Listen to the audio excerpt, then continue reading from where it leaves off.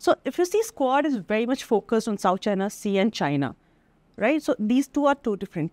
AUKUS, on the other hand, looks into the sea denial, sea control kind of vision, which is more focused on submarines, because submarines could provide this kind of power. And Australia does not have that kind of, the technology or that kind of equipment.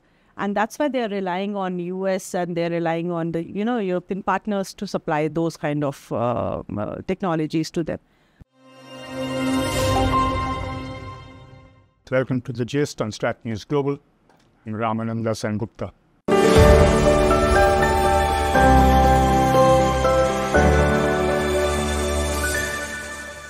Joining us in the studio today is Dr. Pooja Bhatt, whose areas of interest include maritime and Asian security. She's the author of the 9-Dash Line, a must-read for anybody who's interested in the Chinese shenanigans in the region. She's also associated with the Ministry of External Affairs, the Observer Research Foundation, and various other international and national think tanks. Thank you so very much for joining us today. I mean, it's a pleasure to have you with us. Thank you for having me. Let's the Indo-Pacific, there's never a dull moment there. There's all kinds of things happening at any given point in time. We had the Taiwan elections and we had, Philippines pushing back. But I was reading about 3 Indian ships that docked in Singapore, I think sometime earlier this month. Now, I always thought that we were a bit hesitant about, getting involved with the freedom of navigation movement and all that stuff. Is this something that involves us actually trying to get involved or something like that? So we need to understand, first of all, that this is all under the aegis of India's, extension of its look-east policy and its expansion towards its neighborhood. So now, whatever till now we were using the words, now we are getting into the action of it. One of the reasons that we are in the South China Sea is also because of our operational reach that we wanted for a long time. Mm-hmm. So the Eastern Naval Command, which is looking towards the Chinese, water, the Indian Ocean region and Chinese waters, now they are trying to expand their reach. So recent exercises that you were seeing in the, since last year, they have been all a part of that operational reach towards Indian Ocean. But they are in the ages of maritime partnership exercises and not freedom of navigation, because technically freedom of navigation is a different thing, technical thing, than maritime partnership exercises. Mm-hmm. That is because it's only US that has that kind of wherewithal to carry out the freedom of navigation exercises. They have the kind of destroyers, they have kind of warships that they can take it, the far seas.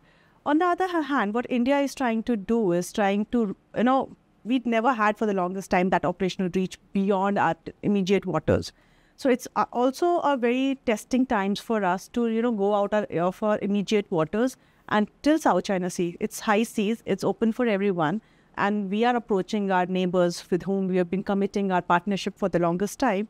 I think to commit that to solidify that partnership, we are reaching out to the Philippines, Singapore, Malaysia and other countries. And all these exercises that you're seeing right now is to build up the camaraderie between the countries. So the exercises basically are in terms of interoperability of navies, because their language is a barrier, the warships and the equipments are a barrier, the technology is a barrier. So if we need to operate in the Indian Ocean together, the like-minded countries, they need to overcome these barriers. So I think we need to see all these exercises from that point of view.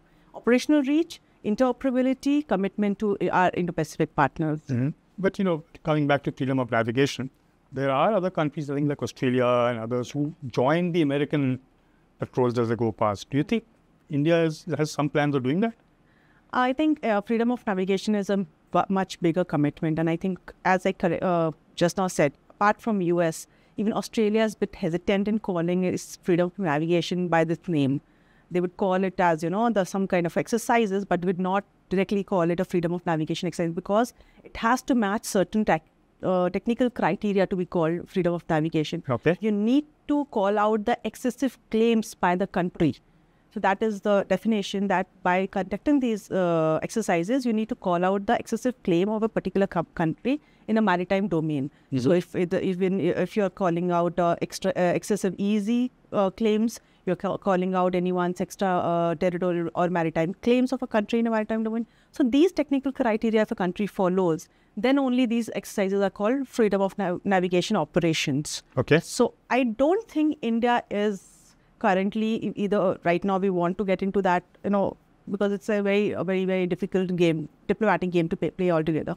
So we don't want to get into it, but I think at the same time we want to go around trying our hands with operational outreach. All the other countries. All the other countries, correct. So that is the entire idea, not to call out on freedom of navigation, but to call out that this is high seas. If Chinese ships are in Indian waters and they can operate, even we can go to South China Sea waters and we can operate because this is open to everyone. It's global commons.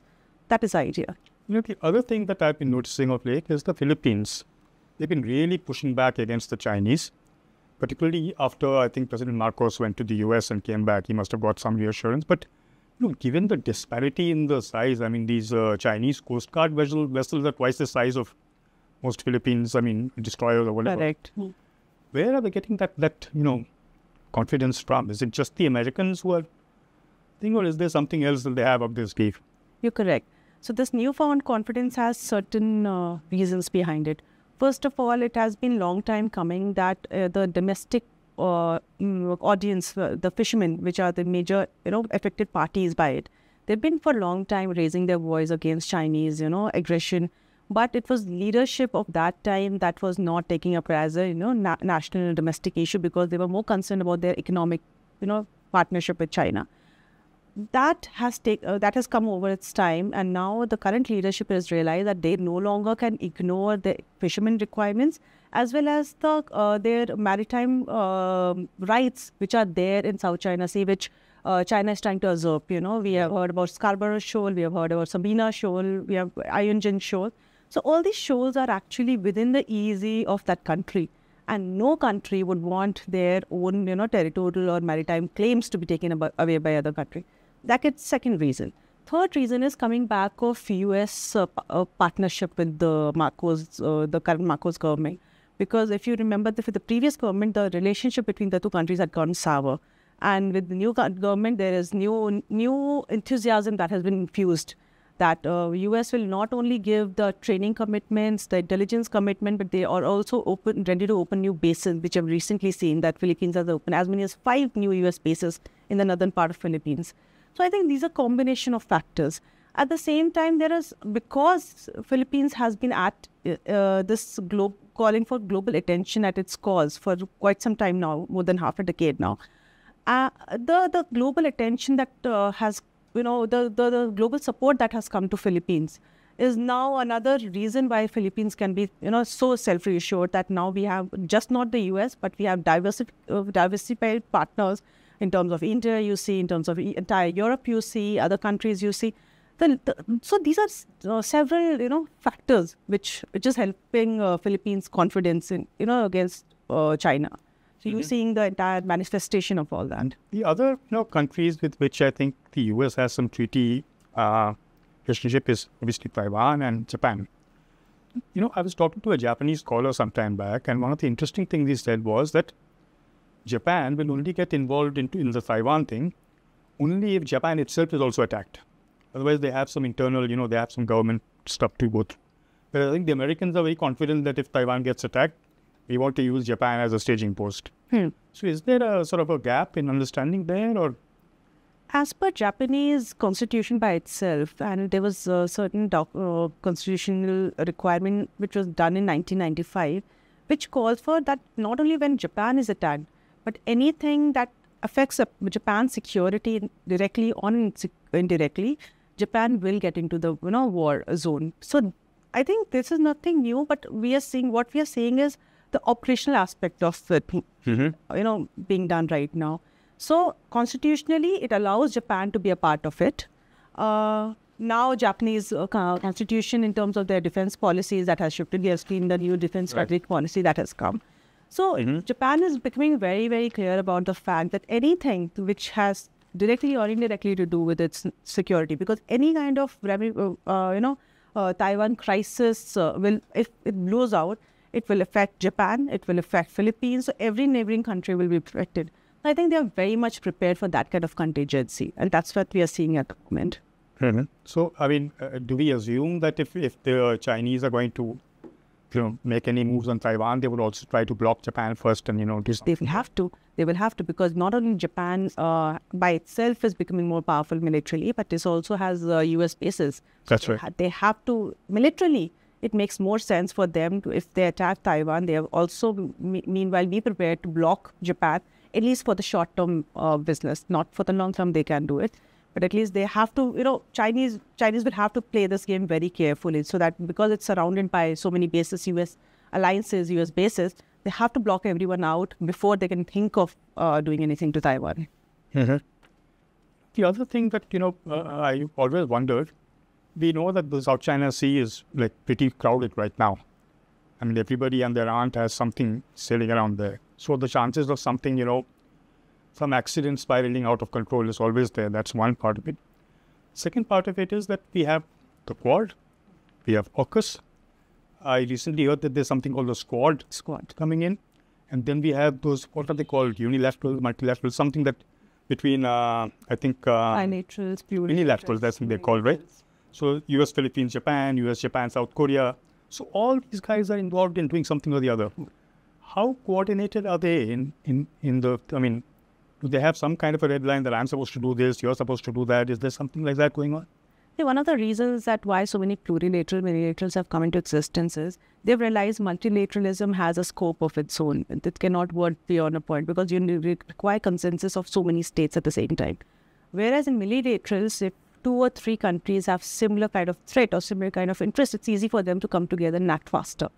And that's why they take the this plurilateral or multilateral kind of approach that we think. And that is the reason we are seeing so many of them, because each group of 2-3 countries are finding certain common interest or common threats to work together. When it comes to Quad, AUKUS, again, there are certain limits and scopes of each of these. Quad, on one hand, that we have seen has emerged from purely military kind of, mechanism to a more non-traditional kind of mechanism, where the issues have become more non-traditional security issues. We have trade, economics, we have cybersecurity, we have supply chains. So the issues have not just China focused, but entire all the challenges that Indian Ocean countries are facing. So we have become broadened. On the other hand, if we talk about Squad is security Quad with Philippines, and that replaces only India with Philippines, because Philippines can provide what India cannot provide. Those are bases. Those are the partnership. India does not have any tricky partnership with the rest of the 4 countries, which Philippines provide. So if you see, Squad is very much focused on South China Sea and China, right? So these two are two different. AUKUS, on the other hand, looks into the sea denial, sea control kind of vision, which is more focused on submarines, because submarines could provide these kind of power. And Australia does not have that kind of, the technology or that kind of equipments. And that's why they're relying on US and they're relying on the, European partners to supply those kind of technologies to them. So therefore, if you see, each of them are more or less on the similar lines, but their objective, larger objective is same, but the approach is different. So all the multilaterals are seeing China as a threat, but their approaches are different. India wants to see it as more of a norm-building kind of mechanism, where the rules-based order is there, where supply chains are fair, where economy is fair, where health and infrastructure is to benefit of all. On the other hand, these two are very much China-focused, so approaches are different. So you're right. Right now, Indo-Pacific region is too crowded with multilaterals, plurilaterals. How effective they are would be only decided when they face the ultimate challenge they are made for. Like for us, when we have any supply chain, disruption, and are we able to, overcome that as a Quad? That would be ultimate test of it. If you see Philippines, if China attacks, or takes away one of their territories, how does Quad come into picture? That's ultimate test of it. Similarly for Australia, we just recently saw that Chinese actually drew some flares on Australian helicopter, which was operating in the Yemen. That's right. And how Australia then seeks, in the alliance formation as coming to its help, that would be ultimate test. So I think this is something we need to wait and watch. I mean, why I was asking is that, you have all these outfits operating out there. do they have some kind of a red line like the Chinese do, for instance, saying that, my territorial, my sovereignty is impinged, it's an act of war. So here, would it take, for a Filipino soldier or a sailor to die for the Americans to get involved, or is there some other red lines that have been called out? I think it's absolutely a national call. Until and unless the leadership of the country doesn't call for it, a second country cannot come to help by itself. It's clear with all the treaty alliances. The country that is injured by the act of war, it has to call out for the help. And then only the supporting treaty alliance country can come in to help. So I think red line would be only decided by the countries who are affected by it. So if Philippines sees death of a, maybe Navy officer, or maybe a sinking of a Navy ship or a Coast Guard ship as a red line, and they want squad to come into picture, that would be the red line for it. I don't think they have declared any red lines for the reason, because declaring red lines can be very, very dangerous, because... The Chinese are very clear about theirs. Yes. So, Yes. But no, I don't think even India doesn't declare it red lines. We know what we want, but we are not very black and white about it. And it works in our favor, because then you're not constantly checked on that fact. Yeah, because people will keep pushing to see pushing you, exactly. Are going in that. This is a conversation actually that I have so many questions to ask that I don't even... But we are running out of time, so let me end with one last question. Personally, where do you see this whole thing headed? Do you think there's some peaceful kind of a ending happening, or is it going to get worse before it gets better? It's going to get worse, way worse, because entire Xi Jinping's third term was about his legacy of taking over taking China to its previous glory, and that requires acquiring all the kingdoms or all the previous vassal states that it had.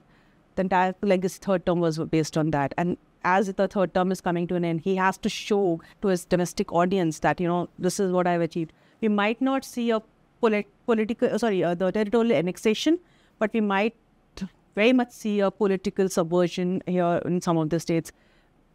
Taiwan, you can say, or one of those islands in South China Sea, you can see. I think that is very much a likely scenario in the coming times before we see a peace maybe anytime soon. That's not happening. Quick last question before we conclude. I know people are asking, do you see any of the other players in the region getting inspired by the Philippines and saying we will also push back? I think Vietnam was one which is now quietened down because of its own domestic politics. I think it was Vietnam that started being very vocal about Chinese aggression in the thing. Malaysia is there. Indonesia does it, but it does it very at the bilateral level. So there are other countries which are giving this pushback, to China. But they're keeping it at a bilateral level, because in the end, they all realize China is a big trading partner for all of them. And China can actually squeeze their arm if it wants to. So I think that kind of understanding is very, very much in them, that we want to, push back China, but there is a limit and the platform at which we want to do it. They don't want to take it at an international level, how Philippines or Vietnam tried to do it. I suspect it applies to us too, right? With that, I am sorry, but we have to call this conversation to a thing. I do hope you join us again one of these days, because there's so much happening out there that, it would be a delight to have you here and talk about what's going on out there. Thank you so much for joining us. Thank you for having me. That was Dr. Pooja Bhatt, a renowned expert on maritime and Asian security, talking to us about the latest events in the South China Sea and the Indo-Pacific region. I do hope you enjoyed this particular episode of The Gist. Don't forget to like, share and subscribe. Till we meet again, this is Ramananda Sengupta signing out.